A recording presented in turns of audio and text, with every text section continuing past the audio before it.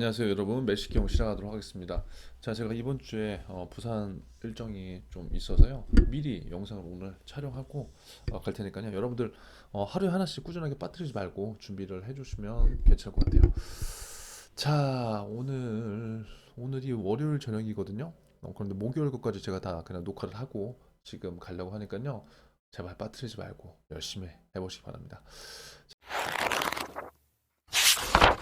자, 지금 아마 은행권을 준비하시는 분들은 지금 이제 면접이 이제 거의 끝난 게 아니라 1차는 이제 어느 정도 결과 나왔겠죠. 그리고 저축은행, 그 다음에 뭐 신한은행 같은 경우는 지금 최종, 우리은행은 2차, 그리고 국민은행 1차, 기업은행 1차, 뭐 요 정도 이번 주에 막 진행될 것 같은데, 지금 이제 매식경을 잘 활용하는 친구들이 잘 보이는 것 같아요. 그래서 여러분들이 지금 우리가 이렇게 신문 기사를 읽는 게 단순하게 그냥 지식적으로만 늘린다 양을, 이것도 되지만 점점 더 저랑 이제 함께하면 할수록 여러분들의 생각과 여러분들의 사고가 업그레이드 될 거고, 그것들이 거기서 끝나는 게 아니라 어디서 활용하려고 하는 거다. 우리는 궁극적으로 면접에서 활용하려고 하는 거다.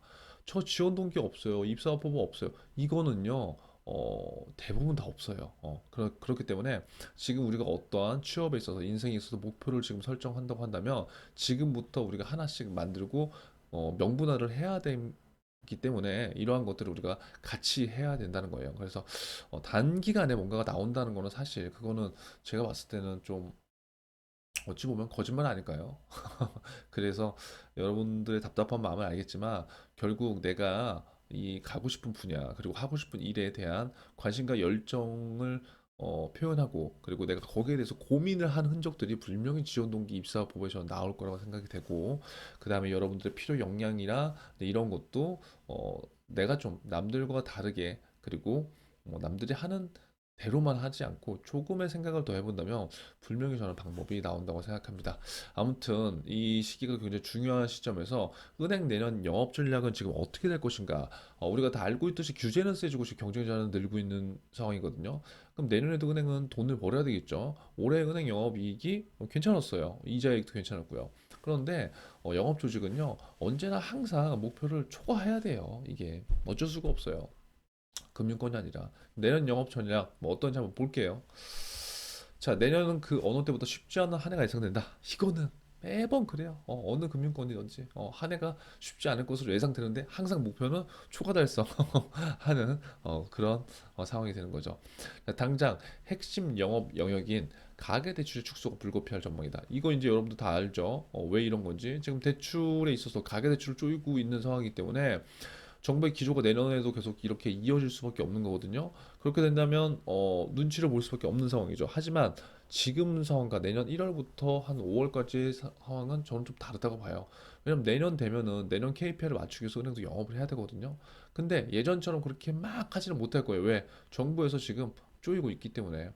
그래서 이러한 그 당장 핵심 영업 영역인 가계대출 축소가 불가피하고, 이러한 것들 은행 수익을 떨어뜨리게 하는, 더 증대시키지 못하게 하는 하나의 장애 요인으로 우리가 생각해 볼 수 있다. 자, 정부가 가계부채 관리를 내세워 강력한 대출 규제를 예고하고 있었다. 이거 제가 계속적으로 이제 얘기를 한 거고요. 거기에 뭐가 있어요, 여러분? 경쟁 상대가 늘었다는 거예요. 예전에는 그냥 시중은행들끼리만 경쟁이었지만 지금은 인터넷 은행들도 여기에 합류를 했고요. 거기에 코로나19 여파도 여전하다는 거죠. 자, 은행들 입장에서는 기존 고객을 지키면서 새로운 고객을 확보해야 된다. 즉 뭐예요? 신규 고객을 창출하고 기존 고객을 관리한다. 요거예요. 이렇게 해야 하는데 이마저도 쉽지가 않은 상황이라는 거죠. 대출의 문턱을 높이는 과정에서 기존 혜택을 대거 축소할 수밖에 없어서다. 그러니까 지금 뭐 우대금리도 없어지고 좋은 혜택들이 다 없어지기 때문에 고객들이 이거 뭐 좋은 조건이 아니기 때문에 진짜 필요한 사람들만 할 수 있다는 거죠. 자, 핵심 수익원 가계대출 더 힘들다. 또 나왔네요. 내년엔 은행 전체 이자 수익의 절반가량을 차지하는 가계대출 영업에서 타격이 불가피하다. 그러니까 지금 시장이 어떠냐면, 자, 이자 수익의 절반가량을 차지하는 게 뭐예요? 가계대출, 가계대출. 그런데 여기에 지금 하지마! 정부가 하지마! 이제 이런 거야. 금융당국이 가계부채 총량 관리 수준을 어떻게 됐어요? 연 5% 이내로 제시한 만큼 대출해줄 수 있는 총량 자체가 줄어들었다는 거예요. 이와 동시에 강력한 규제도 지금 예고된 상태라는 거예요. 당장 내년부터 2022년부터 2억 원 이상 대출을 집행할 경우에는 차주별 DSR 40%를 적용한다. 그리고 내년 7월부터는 1억 원 이상 모든 대출로 확대된다. 자, 이게 무슨 말이냐면 음, 지금 정부에서 바라본 그 입장은 가계대출이 굉장히 증가가 이렇게 막 되잖아요. 요 증가의 원인을 대부분 부동산으로 보고 있는 거예요. 사실상으로 본다면. 그럼 이 부동산 시장을 지금 각종 많은 규제로 막았음에도 불구하고 상승을 하고 있어. 그럼 이제 마지막 방법이야. 이제 대출로 이제 쪼이는 거예요. 왜냐? 대부분 부동산은 레버리지 효과를 많이 활용하는 거죠. 레버리지 효과. 내 자기 자본 조금만 있어도 대출을 많이 받아서 그 집을 매매하고 이러한 것들이 갭 투기로 연결된다는 그러한 지금 현상을 많이 봤다는 거예요. 그래서 가장 그 부동산 투자의 핵심은 대출을 지금 쪼여버린 거예요.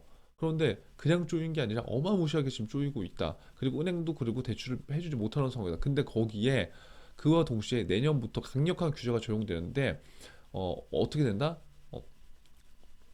2억 이상 내년부터 대출을 나가면요. DSR에 40%를 적용해버린다는 거예요. 그리고 내년 7월부터는 1억 원 이상 대출을 받으면 DSR 40%를 무조건 적용시켜 버린다는 거예요. 그러니까 이게 지금 예를 들어서 대출을 받았던 분들은 굉장히 지금 엄청나게 지금 힘든 상황이 올 수밖에 없다는 거예요. 자, 종합하면 은행이 내줄 수 있는 총 대출 규모는 물론 건당 대출 규모, 그러니까 대출에 대해서 모든 게 다 줄어든다는 소리다. 그럼 줄어들면 은행은 어떻게 되겠어요? 수입원이 떨어지는 거예요. 고객들은요. 지금 만약에 영끌을 한 사람들이나 이제 이런 사람들은 이 금리는 올라가고 대출은 또 있던 거를 바로 상환해야 될 수도 있고 이게 진짜 상황이 엄청나게 힘든 상황이 올 수가 있는 거예요, 여러분 내년에. 그러니까 우리는 지금 공부를 하면서 여러분들 지금 우리가 은행 취업을 할지 금융권 뭐 증권회사 갈지 아니면 일반기업 취업할지 사실 아무도 몰라요. 왜? 우리가 준비를 하고 있지만 불확실성이 있다는 거지. 그쵸? 그럼 만약에 은행권을 가게 된다면 은행 수익을 걱정해야 할 수밖에 없죠. 왜? 은행 수익이 있어야 내 밥벌이가 될 거니까. 그쵸? 근데 내가 은행 취업을 못한다. 그러면 금융에 대해서 관심을 안 가지면 되냐? 안 된다는 거예요. 왜? 이러한 이슈들이 있기 때문에 내가 살기 위해선 이런 것들을 알아야 될 수밖에 없는 현상이다. 그래서 이왕 하는 공부라면 우리가 지금부터 취준 때부터 이렇게 하는 게 훨씬 더 좋다는 거죠. 자, 결국 은행들은 DSR 규제 도입과 함께 건당 대출액이 높은 고소득자 위주로 영업을 집중할 것으로 예상된다. 그러면 여러분들이 앞으로 내년 영업 전략이나 이번에 최종 면접에서 갔을 때 하나의 내년 영업 전략의 대안 중에 하나를 이러한 규제 이슈라던가 이런 것들을 말씀드린 다음에 내년에는 건당 대출액이 높은 고소득자 위주로 영업을 하겠다는 식으로 예상을 얘기할 수 있겠고 이에 따른 마케팅 방법이라든가 이에 따른 기업 포인트를 전달하면 굉장히 좋겠죠. 그런 것들을 생각해 보시면 좋은 거예요. 소득이 많을수록 부실 여신으로 잡힐 가능성이 낮은 만큼 규제 환경에서 우량 대출 차주를 늘릴 수 있는 가장 효과적인 방법이다. 그래서 내년에 고신용자 대상으로 좀 많이 할 것 같다. 자, 지금 보면은 한국은행 기준금리가 지금 0.75잖아요. 자, 보시면 2015년도 6월 1.75. 와, 그러니까 잠깐만 2015년도에도 이렇게 낮았나요? 저도 지금 가물가물하네요. 와, 2015년도도 이렇게 낮았군요. 16년, 17년도 1.25, 2018년도 1.7. 와, 이 진짜 아무튼 네, 금리 자체가 저도 다시 봤는데 와, 심각한데요. 자, 문제는 이들을 잡으려면 다양한 당근책이 필요한데 이 부분이 쉽지 않다는 데 있대요. 금융당국이 가계대출 총량권을 내세워서 제동을 하고 있기 때문에 아무것도 지금 못한다는 거예요. 당장 주요 시중은행들은 그간 제동하던 우대금리 항목을 없애야 돼. 왜? 왜요? 대출해주지 말라니까. 이렇게 하면 사람들 조금 더 필요하지 않은 사람들이 안 받을 거잖아요. 그래서 내년에도 이러한 상황이 이어질 것 같다고 보는 거고 주요 시중은행 관계자는 내년 영업 전력 수립을 시작하는 단계여서 확정된 것은 없지만 내년에 보다 가계대출 부분에서 어려운 한 해가 될 것으로 보인다. 이건 뭐다? 전은행이 공통된 사항이다. 그렇기 때문에 여러분들이 내년에 예를 들어서 취업을 준비하거나 올해 하반기에 지금 마지막 관문이 있다고 한다면 내년 영업 방향을 제시할 때 가계대출 부분에 있어서 내가 뭘 하겠다는 얘기는 사실 할 수가 없는 거죠. 내가 지금 시장 동향을 조금만 체크했다면 그렇게 된다면 기업금융에서 기업대출에서 어떠한 부분을 좀 더 신경 써서 차라리 그쪽에서 이익을 더 증대하는 게 낫겠다. 아니면 WM 쪽에서 비이자 수익을 확보하는 쪽이 낫겠다. 그런 쪽으로 한번 생각을 해보는 게 훨씬 더 좋을 것 같습니다. 가계 영업 돌파구는 뭐예요? 여전히 실수요자 대출. 음. 우량 대출 차주에 대한 영업이 힘들어지면서 상대적으로 영업이 쉬운 실수요자. 그러니까 지금 우량 대출자, 고신용자에 대한 영업이 힘들어지면서 상대적으로 영업이 쉬운 실수요자라는 건 내가 예를 들어서 뭐 집을 사야 돼. 그럼 그 내가 매매하는 집에서 사는 그런 분은 실수요자라고 하는데 그런 분들한테 대출을 해주는 경쟁이 치열해질 거라고 하는 거죠. 현재 금융당국은 전세 대출과 중저신용자 대출 등을 실수요자 대출을 보고 있대요. 그러니까 진짜 내가 사는 거고 중저신용자 대출도 실수요자를 보고 있다는 거예요. 국내 주요 주거 형태인 전세 대출을 옥죄할 경우 부작용이 커질 수 있다고 판단했다. 중저 신용자 대출의 경우 적극적인 확대를 주문하고 있다. 그러니까 지금 중저 신용자들한테 대출을 조금 더 늘린다는 거예요.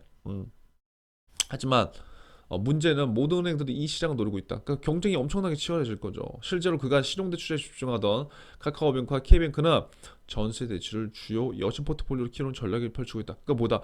온라인 뱅크도 그 카카오랑 K뱅크도 예전에 신용대출에 집중했는데 이제 아니라는 거지. 요거 이제 못 가는 거지. 왜 정부에서 규제를 해버리니까. 그러면 전세 대출로 지금 튼다는 거예요. 토스뱅크 역시 내년 전세 대출. 그러니까 왜 실수요자 대출 위주로 내년 전세 자꾸 전세 대출 시장은 움직이고 있다. 지금 12시가 다 돼서 제가 비몽사몽 하나 봐요. 전세 대출은 주택담보대출로 취급되지만 건당 대출액이 적지 않고 담보가 확실해서 알짜형이에요. 그러니까 은행에서 계속 하려고 하는 거예요. 또 하나의 실수요자 대출보다 중전용자 대출, 중저신용자 오늘 두 개 우리 숙지하면 될 것 같아요. 당장 금융당국이 인터넷 은행을 대상으로 전체 대출의 30% 이상을 채우라고 했다는 거예요. 누구한테? 인터넷 은행. 그래서 이런 거 한번 보시고요. 은행 관계자는 전세 대출은 계약 갱신 시 증액이 쉽지 않아져 신규 계약 체결이 가장 유리할 것으로 보고 있다. 어쩌고저쩌고 막 나오는데 자 내년에 은행의 먹거리가 어떻게 될지 뭐 12월에 되면 또 이와 관련된 기사들이 나오겠지만 여러분들 지금 최종 면접을 준비하고 은행 면접을 예를 들어서 준비한다면 이런 것들을 살펴보면서 적어도 내가 지금 이 시장에서 내년 영업 뭘 얘기할 때 가계대출을 얘기하면 안 되는구나 그런 방향 정도는 우리가 알 수 있다는 거예요. 이해되시죠? 그래서 아무쪼록 목요일까지 제가 이제 영상 녹화를 했는데요. 갔다 와서 금요일 날 다시 뵙도록 하겠습니다. 여러분 힘내시고 면접 좀 잘 보세요.